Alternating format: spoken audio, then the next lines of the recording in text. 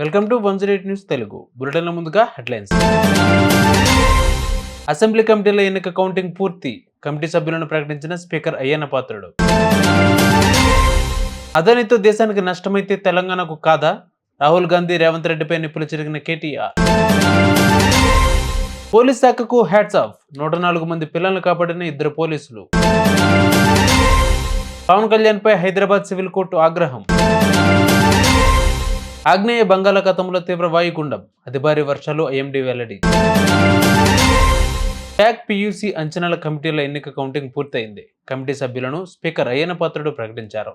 NDA ఎమ్మెల్యేలు ఓట్లు వేయగా ఎన్నికను వైసీపీ బాయ్కాట్ చేసిన విషయం తెలిసిందే. ప్యాక్ కమిటీ సభ్యులు నక్క ఆనందబాబు, అర్మిలి రాధాకృష్ణ, అశోక్ రెడ్డి, బోర్ల రామాంజనేయులు, జయనాగేశ్వర్ రెడ్డి, లలిత కుమారి, శ్రీరామ్ రాజగోపాల్, పులవర్తి రామాంజనేయులు, విష్ణుకుమార్ రాజు. గౌతమ్ అదానీ వల్ల రెండవసారి భారతదేశ ప్రతిష్ట అంతర్జాతీయంగా దెబ్బతిందని బీఆర్ఎస్ వర్కింగ్ ప్రెసిడెంట్ కేటీఆర్ అన్నారు. ఇప్పటికైనా అదానీతో సీఎం రేవంత్ చేసుకున్న ఒప్పందాలను రద్దు చేసుకోవాలని చెబుతారా, చెప్పరా, స్పష్టత ఇవ్వాలని రాహుల్ గాంధీని డిమాండ్ చేశారు కేటీఆర్. అదానీతో దేశానికి నష్టం జరుగుతున్నప్పుడు తెలంగాణకు నష్టం కాదా అని ప్రశ్నించారు. తెలంగాణ దేశంలో భాగమే కదా అన్నారు. ఢిల్లీకి చెందిన సీమాదేవి, సుమన్ హోడా మానవ రవాణా నిరోధక శాఖలో పనిచేస్తున్నారు. గడిచిన 9 నెలల్లో అపహరణకు గురైన 104 మంది పిల్లల్ని వీరు రక్షించారు.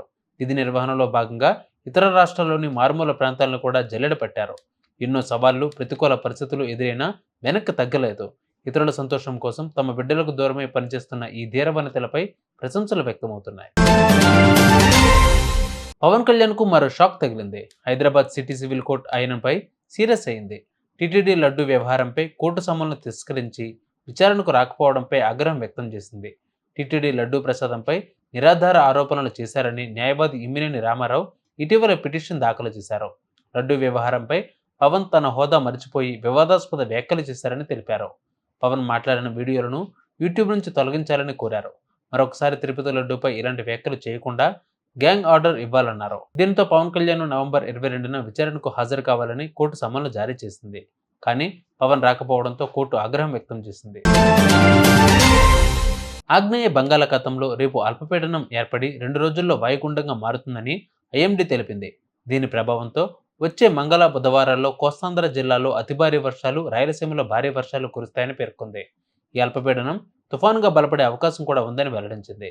ఆ తర్వాత తుఫాను తీవ్ర వాయుగుండంగా బలహీనపడి ఈ నెల 27న తమిళనాడు లేదా ఏపీలో తీరం దాటుతుందని అంచనా వేశారు. చూసారుగా విభాగాల్లో బుడ్డిన అప్డేట్స్. మరిన్ని అప్డేట్స్తో మళ్ళీ మీ ముందుకు వస్తాను. అంతవరకు కీప్ వాచింగ్ 108 న్యూస్ తెలుగు.